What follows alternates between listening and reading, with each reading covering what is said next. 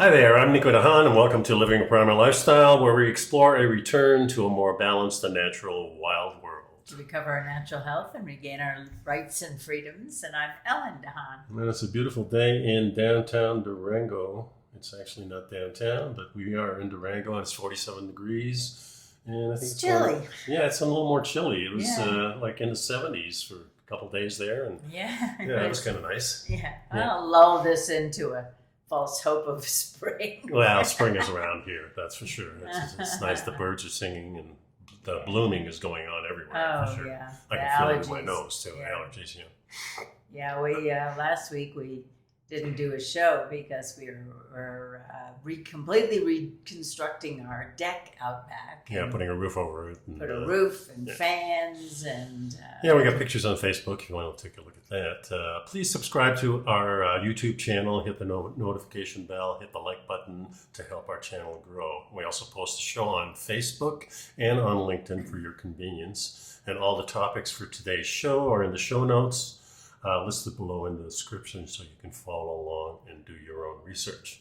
We also highly recommend Mother Earth Labs for all your vitamin needs. If you wish to enhance your diet with natural and effective supplements, this is the spot to go to. Hit the link in the show notes to maximize your nutrition with humic and fulvic and essential multivitamins. These two products give you all the essential vitamins, minerals, amino acids required for a healthy immune system, with the ability to access these vitamins and minerals and amino acids into your body, and also to help you detox. So it's a great combination.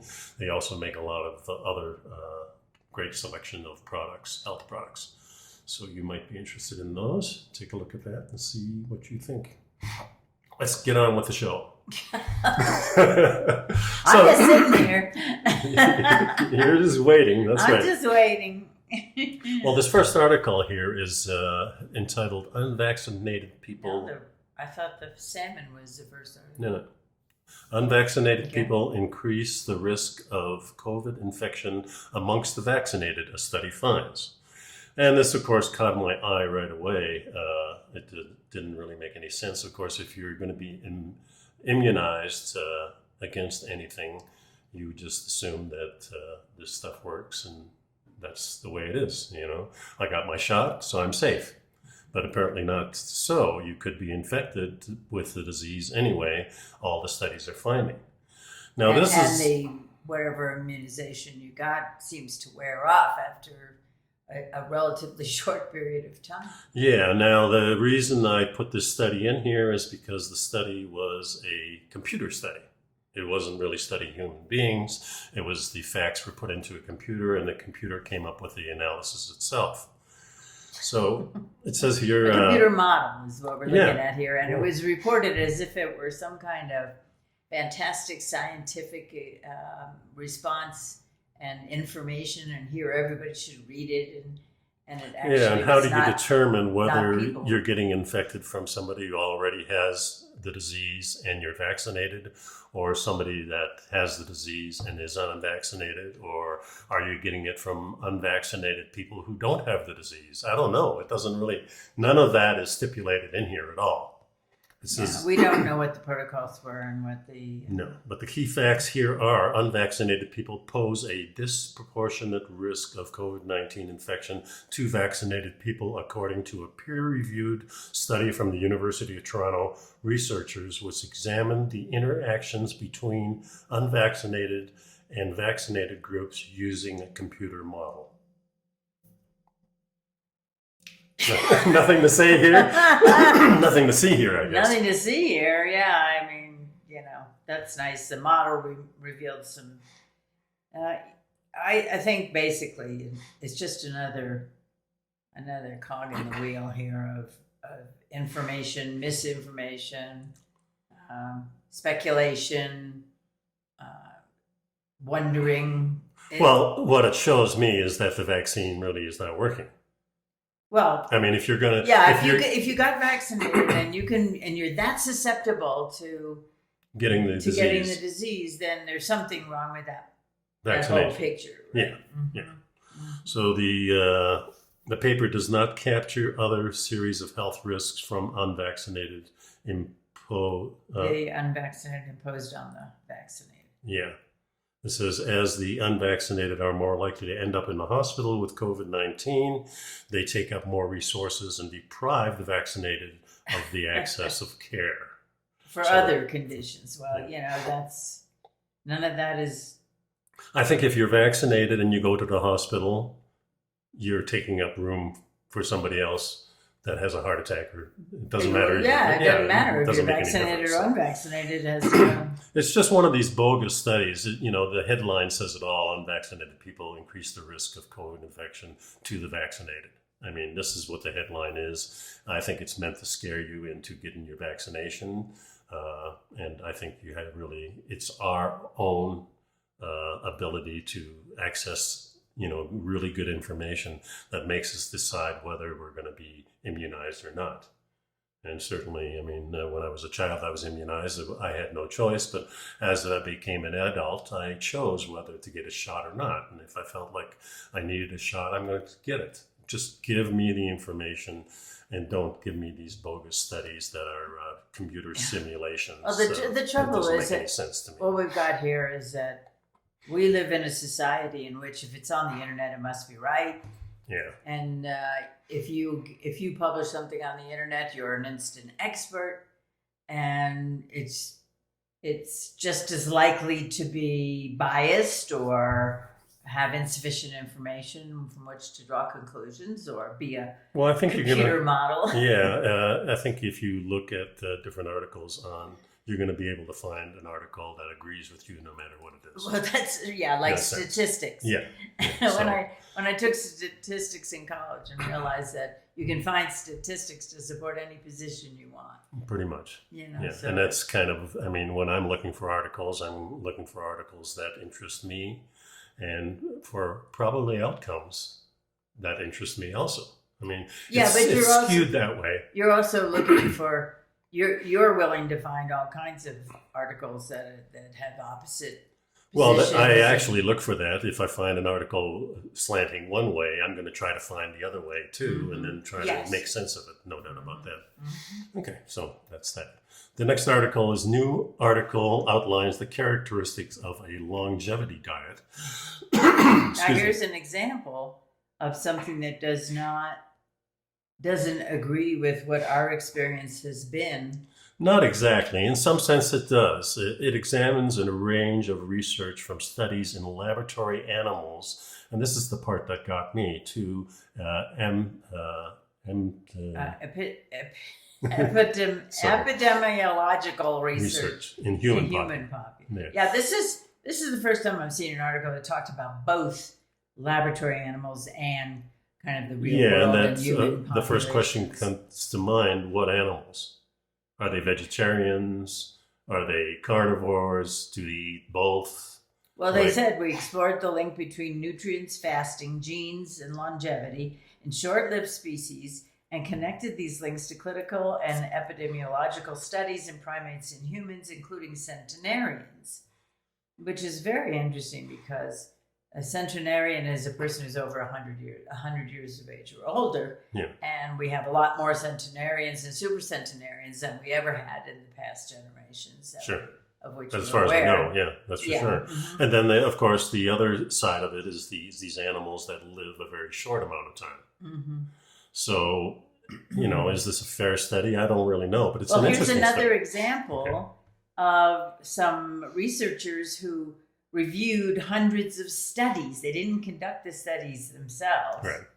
They reviewed the studies on nutrition diseases and longevity in laboratory animals and humans, and then combined them with their own studies on nutrients and aging. Yeah. And it included restriction of total calories, high-fat, low-carb, ketogenic diets, vegetarian and vegan diets, and the Mediterranean diet. Yeah, so they supposedly pretty much looked at everything.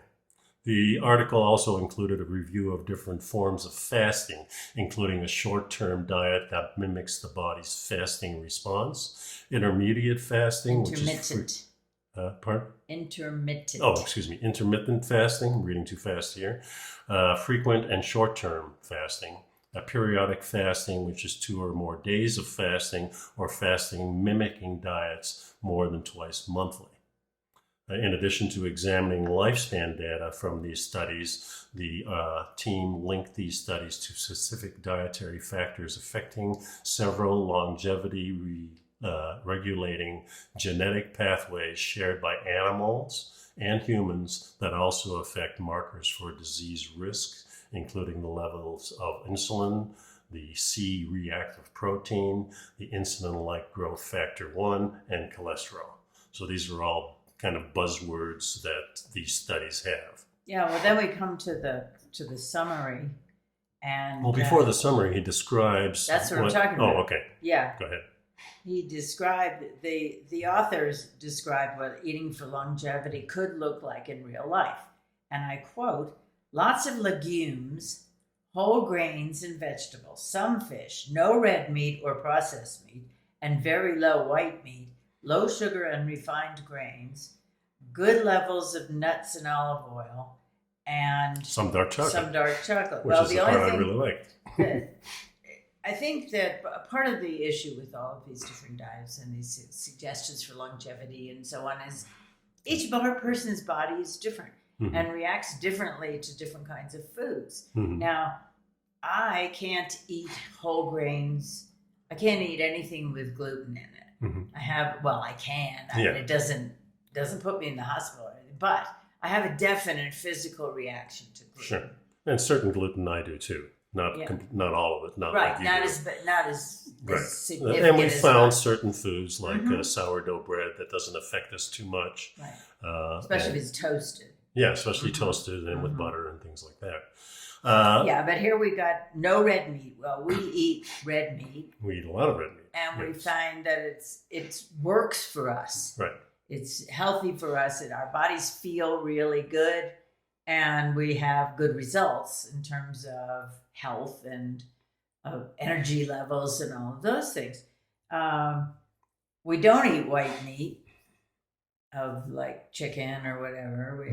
We tend to go with the more fatty We meats. want the more natural fat. Right.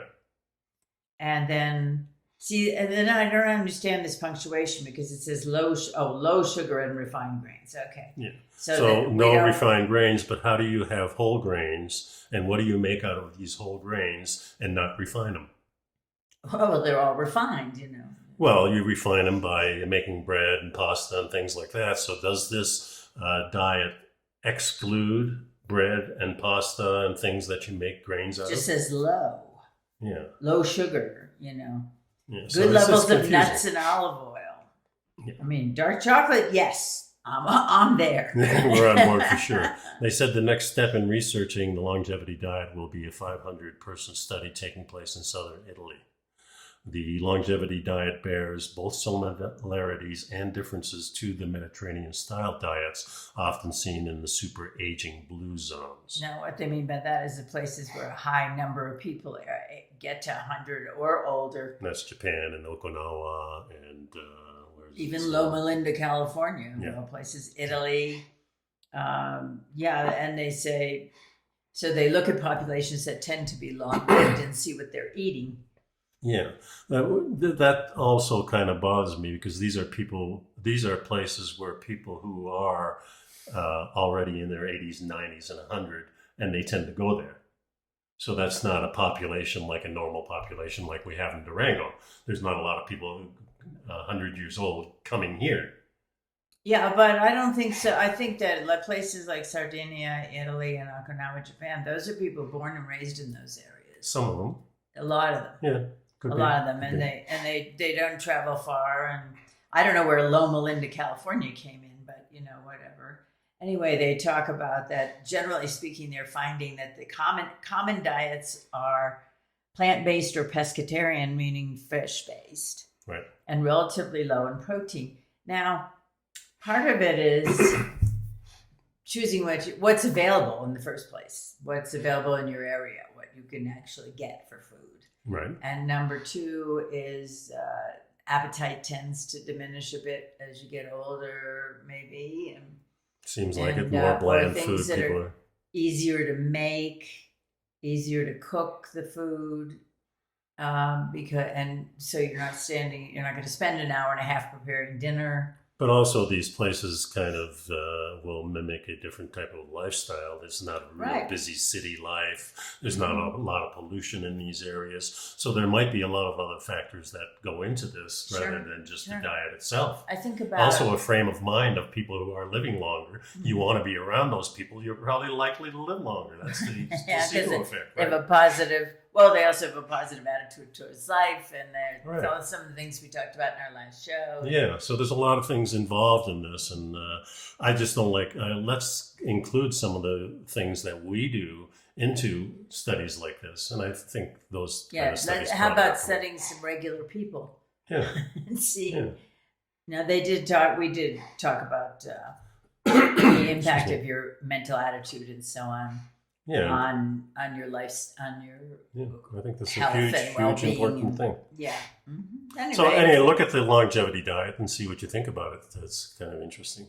It's a life. They say here the longevity diet is not a dietary restriction intended to cause weight loss, but it's a lifestyle focused on slowly aging, which can complement standard health care and, taken as a preventative measure, will aid in avoiding morbidity and sustaining health into advanced age. Yep. I think that's probably, if you choose what you eat, if you look at the source of your food, if you're mindful of getting a good balance of nutrients, if you're looking for food that's easily digested and absorbed by your body, if you take supplements that, like the humic and fulvic acids, that help the cells understand what should come in and what needs to be released, and some movement and some activity that stimulates your brain, and some life choices in which you feel good and comfortable and happy. And there's so many components. Yes, there are. Okay, next article. Study finds children with vegetarian diet have similar growth and nutrition compared to children who eat meat. No, that's not the headline I would have put on this one, because what its study is really showing, and this study of nearly 9,000 people found those who... 9,000 children. 9,000 children. Yeah, not people. Well, they're people too, I guess. But the point is, they're young people. They're young people who eat a vegetarian diet had similar measures of growth and nutrition compared to the people who eat meat. Children who eat meat. The study was published in Pediatrics and led by researchers at St. Mary's Hospital. St. Michael's. St. Michael's Hospital. I'm doing a great job here. Just read the words. Blow my nose here for a second. Okay. So. Yeah, and that was in Toronto, and they found that but the one thing they did find is that there's much higher odds that the children will be underweight. Now, of course, let's start there. Well, let's start here. The findings come as a shift to consuming a plant-based diet grows in Canada, also growing in the United States. Yeah, but let me finish this. In 2019, updates to the Canadians Food Guide urged Canadians to embrace the plant-based proteins such as beans and tofu instead of meat. This is going on not just in the United States and Canada, but worldwide. Mm-hmm. So this is why these studies are important. So what are this study for children finding? They're finding that these children are more likely underweight. Yeah, well, here's my question. Yes. Who sets the standards for what's the good weight for a child at a certain age? What's the range? You always hear about, my child's in the 90th percentile of height or the 90th percentile of weight. My baby is, Well, there is an index that... I know there is. Yeah. The question is... Is it a good index? Is it a good index? Has it been adjusted because of the rising obesity in this country and the rising childhood diabetes? Certainly the clothing sizes have changed. Right. There are so many things that shoe sizes have changed. And it's because people are bigger. Right. So here's the question. So you got shoe size that's 9, but it used to be probably 10. Yeah. In the old days, now it's 9. Makes you feel a little better. My belt is 36, and that's pretty normal. That's a medium, and it used to be like a large. Right. Yeah. So with shirt sizes and things like that. Right. So these are trends by the clothing industry, and to note, this is happening just in the United States. Yeah, well, and it's been going on for decades. Yes, probably 50 years. Where in Europe, Not they have 50. a standard.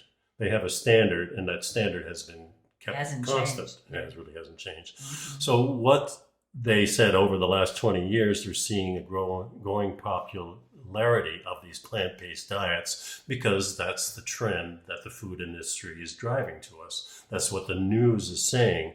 But what they're saying is that the children following vegetarian diets have similar growth and biochemical measures of nutrition compared to the ones that weren't the vegetarian. Yeah. And what they're saying is that the underweight status means that they're also undernutrition. Yeah, well, generally it's a marker for malnutrition. Yeah. But here's something else too that I'm thinking of. Having a vegetarian diet is much less expensive for the family because the meat is the big ticket for the grocery. I think all prices are going up, but certainly meat is going up more. Well, meat has been the predominant ticket item in your grocery bill for a number of years now. Mm-hmm. You know, it's the higher, and if you have a family of 4 or 5, let's say, that adds substantially to your grocery bill every week. And so maybe there's so many factors that go into whether your child is eating a vegetarian diet. Yeah. So if you're thinking children, what are you thinking? 0 to 16, 0 to 18, that type of thing. Yeah. And I think for men, it's you're still growing in your 20s, early 20s. Yeah. So let's say the first 20 years of your life is a real important part of growth. Everything is not only just being maintained, you're actually building the whole structure of life here. But also, I'm thinking the opposite of thing, the last 20 years of life, you know, from that 80 to 100 or 70 to 90 is that same kind of thing, only kind of backwards, but we still need that nutrition, and maybe we need it just as much as the children need it. So now we're talking about the 20 to, say, 70 years, that 50 years that maybe... Are they saying that it doesn't matter too much what you're doing? It's that first 20 and that last 20 that's the most important? I don't think that's what they're saying. I think what they're saying is, the first question is, if your child is growing, there's so much conventional wisdom. You got to have milk for strong bones. Not according to this. Oh, well, I'm saying conventional wisdom. Yes, that's true. Okay. That there were certain things that you were supposed to be feeding children so that they can grow healthy and strong, and so then the question becomes, okay, fine, we have a plant-based diet for children. They don't seem to be having any ill effects. Well, the findings here show evidence that children with a vegetarian diet have almost a 2-fold higher odds of having underweight, which is defined as below the third per. Body mass index. Yeah, the BMI. BMI. Mm-hmm. There's no evidence of an association between overweight or obesity in this group. Right. Just underweight. Underweight is an indication of undernutrition and may be a sign that the quality of the child's diet is not meeting the child's nutritional needs for normal growth. Yeah, yet this article is all over the place because this is the findings of it, and I think that's where the headline should be. Then they go on to say plant-based dietary patterns are recognized as healthy eating patterns due to increased intake of fruits, vegetables, fiber, whole grains, and reduced saturated fats. However, few studies have evaluated the impact of vegetarian diets on childhood growth and nutritional status. But then the next sentence it says, vegetarian diets appear to be appropriate for most children. Now, what the heck? Yeah, and what I'm wondering, I'd like to see the study that says, okay, the child was on a vegetarian diet the first 17, 18, 20 years of their lives. Mm-hmm. What condition are they in their 40s? Mm-hmm. Yeah. What condition are they in their 60s? Yeah. Does that have an impact? Did those building blocks that were established during the childhood diet have an adverse effect on growing up later? And those are some studies I'd like to see. Yeah, I would too. Yeah, interesting. It's interesting. So the next article is about salmon, and this is the real difference between farm salmon and wild salmon. So not only are they talking about pushing a vegetarian type diet, but now when we go into restaurants, we're getting more and more farmed fish than we are the wild fish. And we know that salmon is one of those key types of fish that is concerned. Well, it's heavily farmed. It's heavily farmed, but it's also one of those key fish that is supposed to be very healthy because of the omegas. Because of the omegas, the omega-3s in particular. And what they're finding is in farmed fish, of course, that we already know that they're crowded.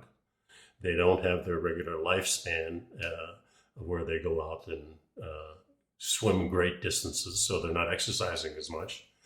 They're more susceptible to different kind of pathogens because they're in a crowded and they're not able to get away. They're a little safer because there's not predatory fish there. But is that good for them? Probably not. Well, and it says that they're given altered feed in a controlled environment. They live on a diet high in fat and protein, which is often synthetic to make them physically larger, so that when they're harvested and sold, they bring in more profit. Yeah, and it says here that half of the seafood consumed globally today is farmed, according to a peer-reviewed paper published in the Environmental International. So in 2020, approximately 90 million metric tons of fish were captured from the wild, while 84 million metric tons were farmed. So it's about split. Well, that's half. That's about half. Yep. But it says by 2030, it's expected 2/3 of the fish consumed around the world will be farmed. Yeah. And aquaculture is here to stay. Yeah, for better or for worse, it says. So what is the real difference between it? The farmed fish seem to be getting fatter. So that would mean that if you wanted fatty fish, that maybe the farmed way is to go. But what kind of fat is actually in these fish? And we know that the more omega-3s is what we want because they're anti-inflammatory. And what we're finding in these farmed fish is not so much the higher omega-3. It kind of stays the same, but because of what they're feeding them, the soy and things like that, we're getting more omega-6 and omega-9, which is the inflammatory type. Yeah, and we need both, but we need a definite mix. Balance. Yeah, we need a balance of 1-to-1, maybe as high as 3-to-1 omega-6 to 3. So we can take more of the inflammatory, but we can't take as much as 10-to-1 or 30-to-1. And in most reports, they're saying that these farmed fish have at least a 10-to-1 and as high as 30-to-1 ratio of the 6-to-3. Yeah, well, here's really something else too, is what's happening to the salmon. Salmon is a migratory species, and they're well known for swimming many hundreds of miles to get back to their spawning grounds. Yeah, right. And here we're keeping them in a farm. We're raising salmon that is not following its natural development and progression. It's not living the life that a salmon is supposed to be living. So are we really growing salmon, or have we created a new species here? Yeah, that's a good question too. And what will be the impact of that on the ecology? Well, the main differences they say between farmed and wild are taste and nutritional value, and they're saying that the farmed ones are flakier. They have better tasting meat because it's not as fishy. Well, it depends on your point of view. I don't mind a fishy fish. I don't want a stinky fish. That's a big difference for me. But also health benefits of farmed versus wild aren't very clear differences, they say. I think there is a clear difference. Well, they go on to point out that there's a lot of clear differences. So it says here for they have about the same sodium and protein content, but for a 113 gram portion of salmon, the farm varieties had 15 grams of fat, and the wild had 5 grams. Now, keeping in mind the different kinds of fat.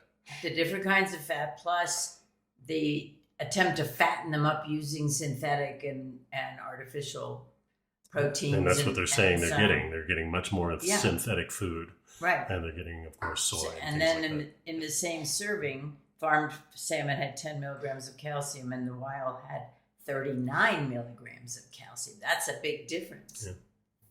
Yeah. And then, but it's well,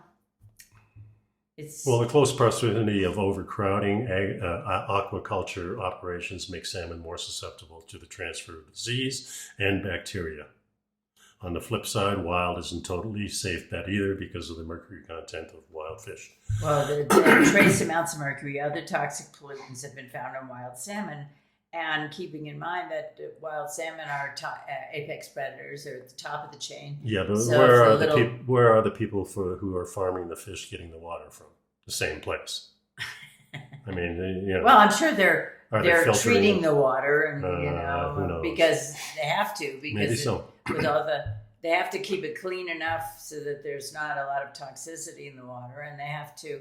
If you have a lot of fish in a small space, you're going to have to process the water. Yeah. And get rid of the food residues and the excrement, yeah. right, and so on. And so and whenever we go and we order, if there's salmon on the menu, we ask, is it wild or is it farmed? And they, with great pride, they tell us, oh, it's farmed. Yes, that's true. And we don't order it. That's true. Next article is about eggs. The vegan egg substitute is so good, I feel guilty eating it. It's actually not about eggs. No, it's not. It's about not eggs. It's about classifying eggs as not eggs. Yeah, well. And have we ever heard of, let's have asparagus made out of meat and still call it asparagus? Well, I mean, we've been talking about this for months and months and months about impossible meat, which has no meat in it whatsoever, according to the standard definition of meat. Yes, and now we have the eggs the same way. Almond milk. And this comes from Bon Appetit magazine. It's an article about a new product that's been developed, and it's called a vegan egg substitute, and it's called, of all things, and with nerve, Just Egg. And it says it's egg-free, non-GMO, plant-based scramble. And it's literally a 12-ounce bottle frozen and nestled in dry ice with no carton, no artificial shells. The color was appropriately yellow. And it's used to make basically scrambled eggs and omelets. And you can't use it in baking, and it's not an egg substitute, in other words. You can't use it for cooking and so on. But it's supposedly better for you. Well, I don't know. I mean, it is one thing. It is made of mung bean protein. Sounds wonderful. And I looked up mung beans. Well, it's 98% water. Well, it's water, it's canola oil, and it's mung bean protein. Yeah, and of course the mung bean is highly processed. Otherwise, it would still be a bean. So, well, it does say here's. And we also know that canola oil is one of the worst oils there is. Yeah. Well, let me just tell you about mung beans here. Okay, tell me about mung beans. Mung beans, because I had heard of mung beans, but I never really was familiar with them. And it turns out that they have potassium, magnesium, folate, fiber, and vitamin B6. And most women are deficient in magnesium and need it to control stress and repair muscles, especially if they're working out. So, and also folate and vitamin B6 is important for women, and they recommend it for pregnancy, and also if you have premenstrual syndrome, PMS. Well, to me, it sounds horrible. Yeah, but yes, an egg is an egg. It's why can they call it a just egg? Well, it's just egg. And the other thing is this nutrition that happens to be in there, is it accessible to us? Well, it's 98% water. Mm-hmm. Most of the nutrition that we get is through the fat molecules, the breaking down of the fat in the pancreas, and all these the bile that breaks everything down. Water kind of just flushes through the system. Wait, it's not 98% water. It's the ingredients are 98% water, mung beans, and canola oil. Oh, okay. My bad. That's all right. Sounds better to me when it's 98% water. At least I know I'm getting some water in here. All right. But it's interesting. It's another option for for what? Not for me. Well, that's fine. I love my eggs. I mean, yeah, I make eggs for us every morning. Yeah. So the next article it came to mind to just ask a question, because they're pushing so much carbohydrates on us in plant-based forms. Of course, a plant is not just a carbohydrate, but it's, proportionately a carbohydrate with some fat in it, with some protein. But not the same as animal. No, and it also has something else that they don't claim that meat has, which is fiber. Mm-hmm. Even though meat has fiber, there's such a thing as muscle fiber. That's what we're made out of. Mm-hmm. It's just not classified as a dietary nutrient. Well, no, not a nutrient, but it is classified as something they talk about all the time. You got to have enough fiber. If you look up fiber in the dictionary, dietary-wise, it's only plant-based. So that's the way it's classified. Okay. So is there such a thing as an essential carbohydrate? And this is called the Sustainable Training Method is the website. We've all heard about essential fatty acids. We all heard about the essential amino acids, but is there such a thing as an essential carbohydrate? Essential macronutrients are required in diet because the body can't produce them.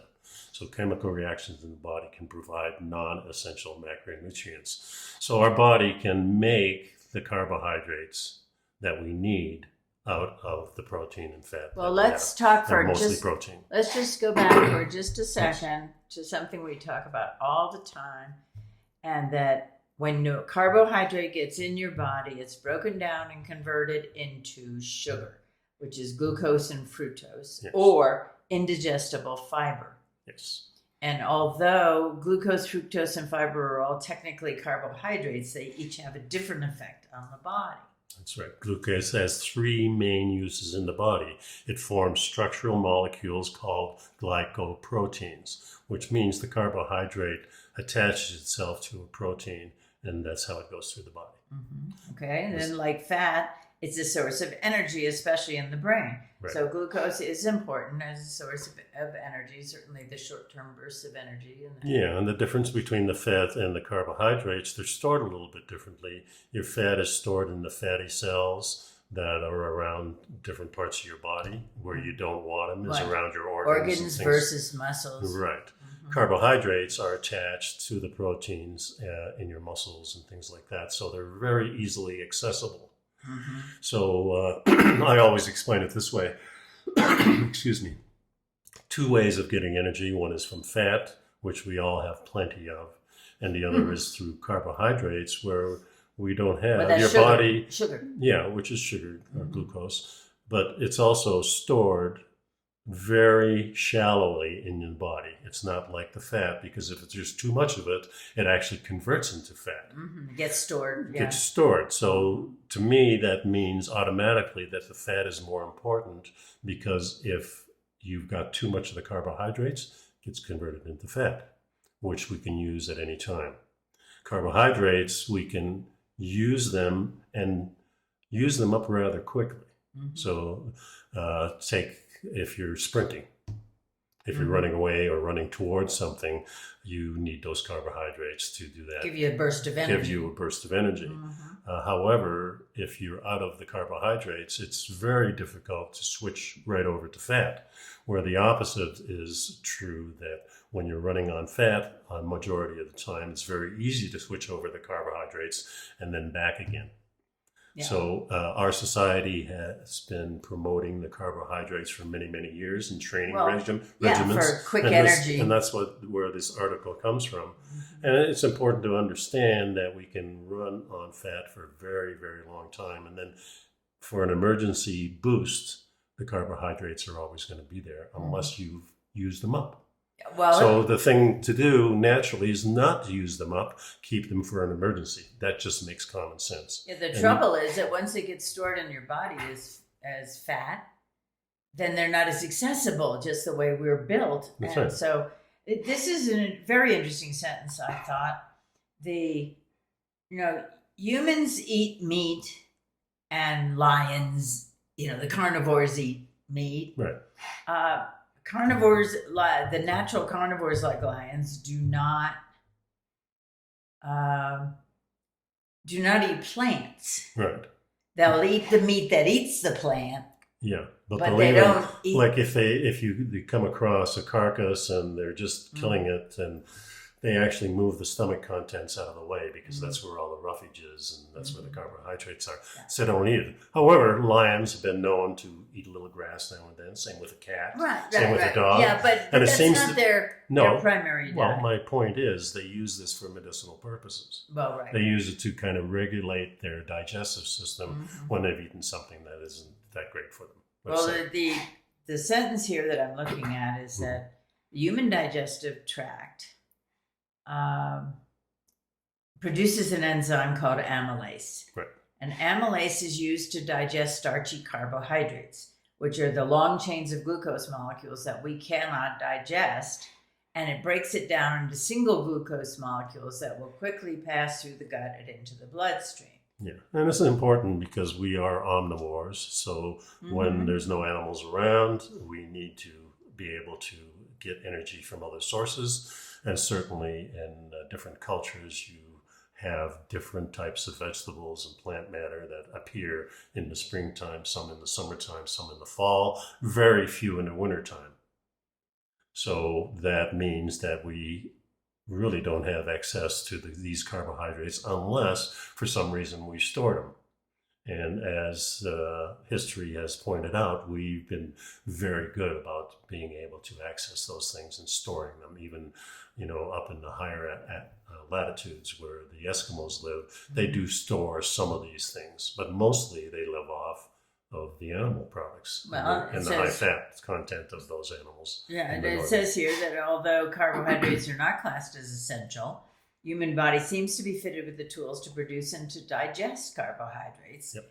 So they could argue that the glucose is so metabolically necessary that we have evolved to produce it and digest it.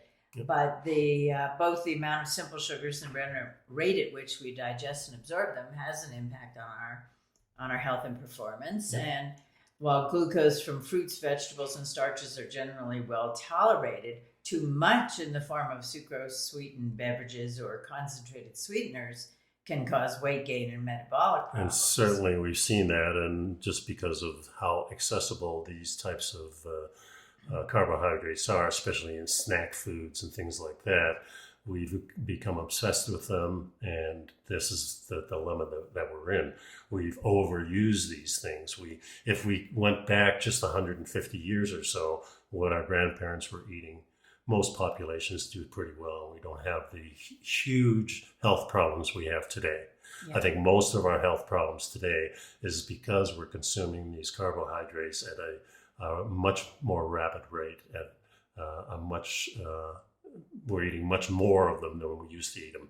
If you keep them down to a 20% or less, I think you're just much, much better off. And especially, we've talked about in the past, all these chemicals and things that are in the air and in the water, they impact these vegetables a lot more than the animals. The animals seem to synthesize them for us.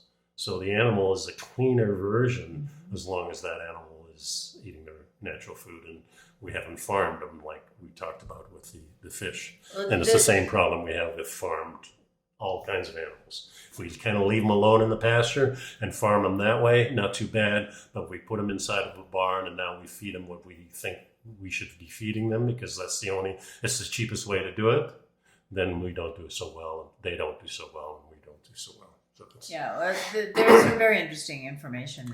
There's a good information on this, and it talks about the type of vegetables we should be eating. This I found very interesting. A low carb or a very low carb diet should not be followed if you are generally healthy, or you have adrenal fatigue, you have a thyroid issue, you're an athlete, you are highly active job and exercise regularly, or you have a fast metabolism, or you are pregnant or breastfeeding. Yeah, and I think most of that stuff has been debunked by the carnivore diet and people on they classify a carnivore diet as a high protein diet. Mm-hmm. I don't really think it is. I think it's more of a high fat diet like a paleo diet is. Well, a high animal fat diet. Yeah. Yeah. So, Yeah, but so some of these things I agree with, I don't. But I look at the starchy vegetables versus the non-starchy vegetables that they mention in the article, and it's like, for me, potatoes and corn have an adverse effect on my body. Mm-hmm. Yeah. And they're inflammatory for me. But remember, where potatoes come from, real high altitude Andes mountains. They were produced and brought over to Europe, and people started eating them. And certainly, they're in the nightshade family. Well, they're in the nightshade family, but they're also a good source of energy and things like that. And they'll keep you alive. There's no doubt about it. Yeah. And then we have populations like the American Indians in the Southwest here who use maize and corn in many different ways very successly. Yeah, I'm just saying I don't tolerate it well. Yeah. And then I'm looking at the vegetables that I actually enjoy eating. We got asparagus and broccoli and carrots, and these are things I love. Mm-hmm. So, it says if you're generally healthy, you shouldn't eat a lot of them. I don't know. You shouldn't be restrictive, is what they're talking about here. Well, it says a low carb diet should not be followed if you are generally healthy. Yeah, which makes no sense at all. Makes no sense. If you're generally healthy, you're probably generally healthy because you're eating that way. So, yeah. Mm-hmm. So, make up your own mind, folks. This is an interesting article here. Is screen time really bad for our eyes? All right, we sure spend a lot of time glued to our devices and our computers and the TV and, Yeah, so the effects of too much screen time, what are those? And they list them here. Since spending too many hours staring at a screen can cause eye strain. You tend to blink less while staring at blue light from a screen, and the movement of the screen makes your eyes work harder to focus. We typically are not in position. Do not position the screen at the right angle and at the right distance and things like that. So, what are some of the things that the effects of screen time? Yeah, potential effects: eye fatigue. Your eyes get tired, which can cause double vision, headaches, and concentration difficulties. You have dry or irritated eyes. You tend to blink less, and staring at the screen, your eyes can become dry and irritated. Loss of focus flexibility. As you're looking at the same distance all the time, you start to lose your distance to adjust, your ability to adapt and adjust. When you look up to look farther away, your eyes are not as quick to readjust. Right. Nearsightedness and screen time has kept our kids indoors, which have a long-term impact on the eye health. I noticed that I think I was around 18 or 19, and that's during the time when I was doing a lot of reading. I was still in school, and so it's maybe not just the devices, perhaps also the different things that were the focus, the distance at which you're focused, and that's the same thing there. Very similar. And now they just added the different blue light to us. So. And then retinal damage. Digital devices release blue light, which can reach the inner lining of the back of your eye. And the blue light can damage light-sensitive cells in the retina and lead to early age-related macular degeneration, causing a loss of eyesight. Children are more likely than adults to experience this when they're exposed to the high energy light. Yeah, and too much screen time can also have a major impact on your sleep. Research shows that blue light alters the brain's sleep rhythms when you're close to bedtime. So and that's why we turn off our devices earlier, and we don't have blue light in the house. And So tips to protect your eyes from too much screen time. One of them is adjusting the lighting. And certainly, I think inside here we have very little blue light except for the TV and these screens. And we have a plasma TV, which it's not an LED. Mm-hmm. So and we don't have LED lights. Not inside. We just have them strictly outside. Mm-hmm. It says also give your eyes a break. They recommend using... sorry, just to go back for a second. Mm-hmm. Make sure your screen is not brighter than the surrounding light. Yeah, good. That's just a simple tip. Yeah. Give your eyes a break, taking a break every 20 minutes or something by looking at objects 20 feet away for 20 seconds. That gives your eyes a break and allows them to refocus. So it means really that when we see the kids, and I think we're all doing that, not just the kids, glued to these devices, they're really not using their eyes. The eyes kind of become lazy. And the next article that's in here is, we're not going to really go over it, but there's a lot of exercises in there that I want people to look at. And these are exercises that can actually help regenerate your vision. Okay, so I mean, basically what we've got here is there's another aspect of this that nobody's talking about. And that is the damage to your internal organs by the fact that we are hunched over those devices for hours on end.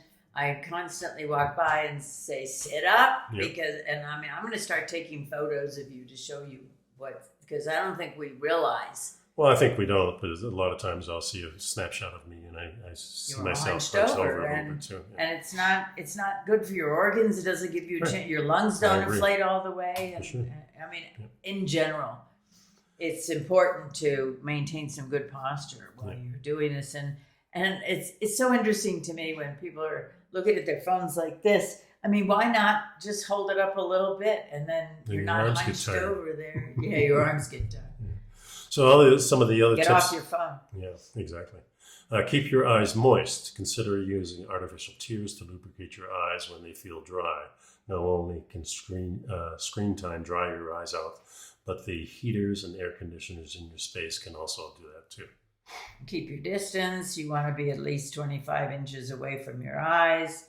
And reduce glare and use blue light filters. Now, I have gotten glasses that have blue light filters in them. Right. So that when I'm sitting at the computer, I'm not absorbing so much blue light. Yeah, and they have filters that you can put over these devices.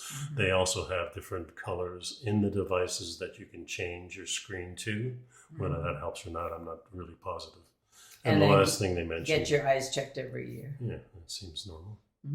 So the other article in here about the eyes are those exercises. Eye tracking exercises. Yeah, and there's pretty interesting ones. The first one is just called Smooth Pursuits, vertical and horizontal. And all you're doing is holding something in front of you that you can focus on. And now you're keeping your head still. You're just moving it from side to side and letting your eyes follow. Then you can do it also vertically. And then you take a little break in between these things. They have different ones called Pursuit Circles. They have vertical and horizontal. Yeah, they have a ladder system that you look at different spots. You can use, tip of a pencil. You can use something with a letter on it. They call number 5 the Convergence pencil push-up, which is holding a pencil or pen or similar target. Slowly move the object at an arm's length towards your nose, and when you see double, you stop. And this gives your eyes exercises. We're all into the whole exercise regime of letting your body move and taking a walk and things like that. We really don't, think about this too much, the exercising your eyes. But what they explain is that in nature, when you're not looking at devices and not reading a newspaper or a book or anything like that, but you're going outside, now your eyes are really targeting different things. They're looking at different things that you see coming up, and it really exercises your eyes. And but on top of which, survival depends upon being aware, hyper-vigilant of your environment, being able to see things coming from a distance or from the peripheral vision.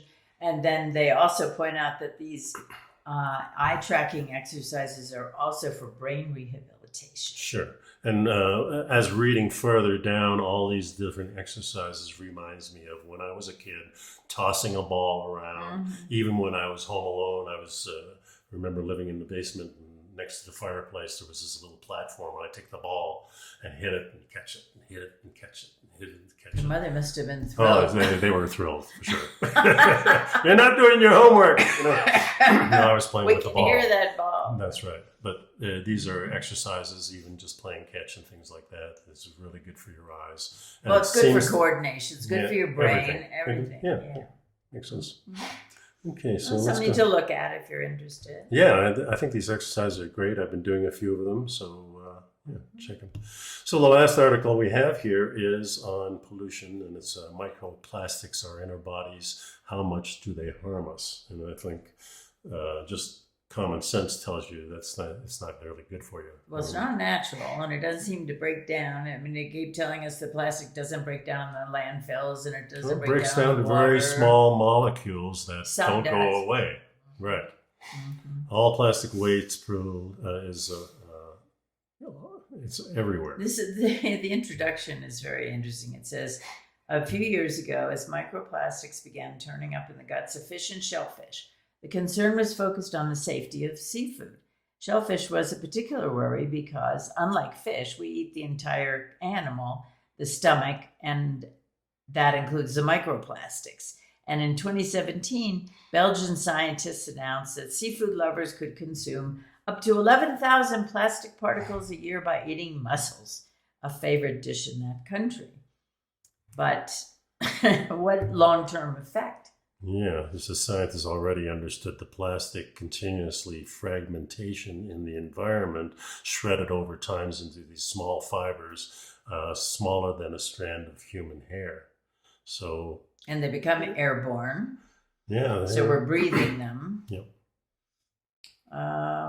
People will take in more plastic during a mussels dinner by inhaling or ingesting tiny invisible plastic fibers floating in the air around them, fibers shed by their own clothes, carpets, and upholstery, than they will by eating mussels. Interesting. Brought to you by the mussels industry. This spring, scientists from the Netherlands and the UK announced that they found tiny plastic particles in living humans in two places where they hadn't been before, deep inside the lungs of surgical patients and the blood of anonymous donors. So here the blood banks are getting little blood plastic. That's full of plastic nanoparticles. Yeah. You know, it's so it doesn't sound like this is good for us for sure. but Certainly they not don't good know. for the wildlife. There aren't any studies being done, really. Well, microplastics are found in salt, in beer. Oh no. Fresh fruit and vegetables and drinking water. Airborne particles can circle the globe in a matter of days and fall from the sky like rain, I guess with the rain. Seagoing expeditions to count microplastic in the oceans produce incomprehensible numbers, which have multiplied over time as more tonnage has shown up. It's plastics are made from a complex combination of chemicals, including additives that give them flexibility and strength. Yeah, both plastic and chemical additives can be toxic. The most recent analysis, are we inhaling all the pollen or the plastics? That's what I'm wondering, why we're sneezing and coughing so much this last week. Well, I know that I guess it's all every plant in the neighborhood is blooming. Yeah, it sure is. Yeah. Definitely affected. It's interesting, you know, and because where we came from, we had gotten accustomed to and were pretty much immune to the whatever was blooming in our we're there 50 years, so 50 years, yeah. And here we're new. This is our first spring in the new region, and the allergies just seem to have hit us both. Yeah, and just the last 2 weeks. Yeah, that we haven't had it for years, so it's been interesting. Well, it'd be interesting to see how we do in the coming years. Yeah, because I'm sure it'll be better. Yeah. So plastics are everywhere, and now we have this dilemma, like we can't seem to get away from it. It's harder and harder to do away with something that's so convenient. We use it on our food, to store it. We use it in the grocery stores. We're using it in all our transportation. Everything is built out of plastics, which is really an oil industry derivative, right?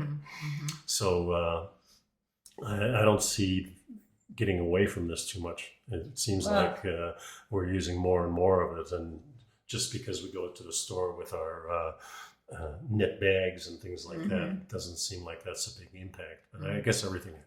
Everything helps with it.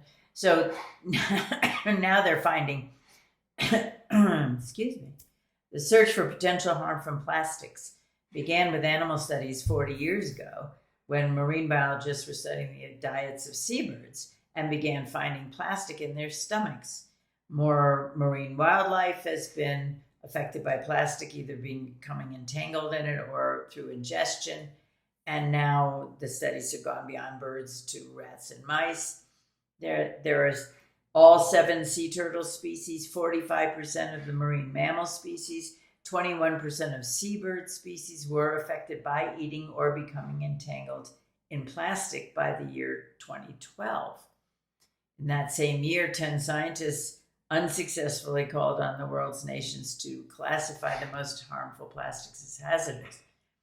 That didn't work. And since then, the numbers and risks for the animals have worsened.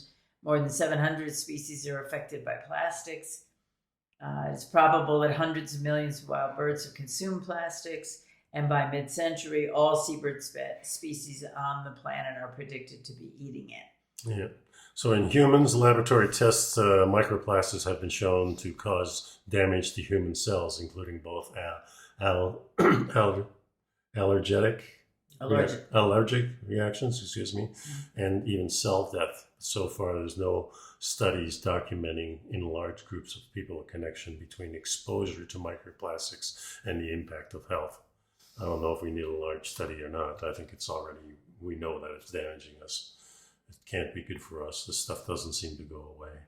Yeah, and they've already finding it toxic to humans. They're finding it's particularly in the lungs. It's affecting asthma and allergies and cancer. So humans are not really good for the planet, it seems like. Oh well, life must go on. Anyway, that's our show today, folks. Thanks for sticking around. Sorry we missed last week, but there was so much noise in here we really couldn't do anything. So we'll be back next week, and we appreciate you sticking around. Yeah, and don't forget to subscribe and hit the like button and hit that notification button. One of my friends was asking, how do I know when there's a new show? And it's very simple. There's a bell at the bottom there, and if you click on that, it will alert you whenever the shows show up. Yeah, and visit Mother Earth Labs and see if there's something there you might like. Appreciate it. Thanks a lot. Be well. Bye-bye.